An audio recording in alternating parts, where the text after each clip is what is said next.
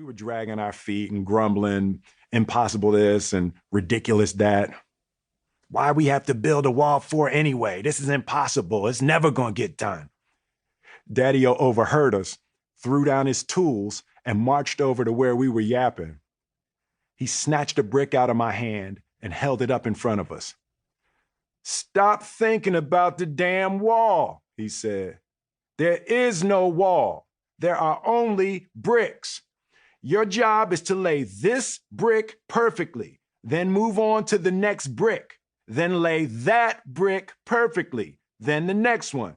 Don't be worrying about no wall. Your only concern is one brick." He walked back in the shop. Me and Harry just looked at each other, shook our heads. Old boy is a kook. And just went back to mixing.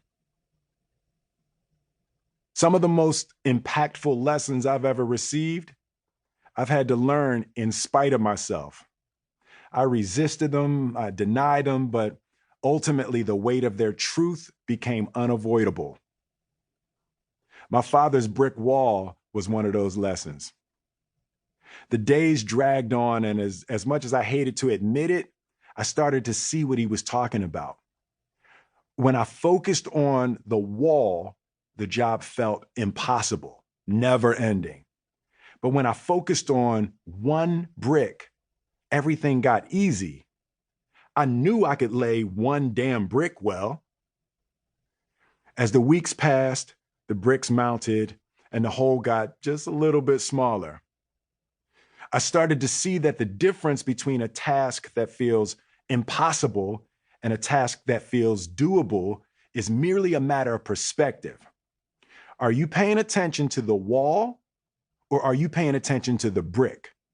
Whether it was acing the tests to get accepted into college, hitting it big as one of the first global hip hop artists, or constructing one of the most successful careers in Hollywood history.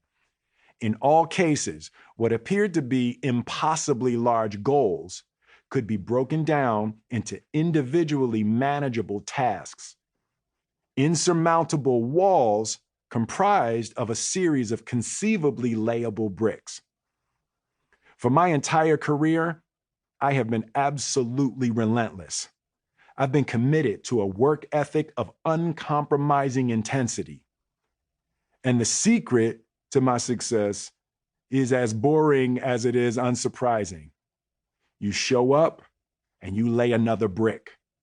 Pissed off, lay another brick. Bad opening weekend, lay another brick. Album sales dropping, get up and lay another brick. Marriage failing, lay another brick. Over the past 30 years, like all of us, I've dealt with failure, loss, humiliation, divorce, and death. I've had my life threatened, my money taken away, my privacy invaded, my family disintegrated.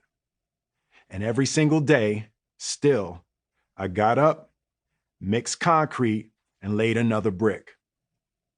No matter what you're going through, there is always another brick sitting right there in front of you, waiting to be laid. The only question is, are you going to get up and lay it? I've heard people say that a child's personality is influenced by the meaning of their name. Well, my father gave me my name. He gave me his name. And he gave me my greatest advantage in life, my ability to weather adversity. He gave me will. It was a cold, overcast day, nearly a year after my brother and I had begun. By that time, the wall had become such a fixture in my life that thoughts of finishing it felt like delusions. Like if we ever did finish, there would tragically be another hole right behind it that immediately needed to be filled. But on that frigid September morning, we mixed the final pile, filled the final bucket, and laid the final brick. Daddy-O had been standing there watching the last few bricks being set into place. Cigarette in hand, he stood quietly admiring our work. Harry and I set and leveled the final brick. Then silence.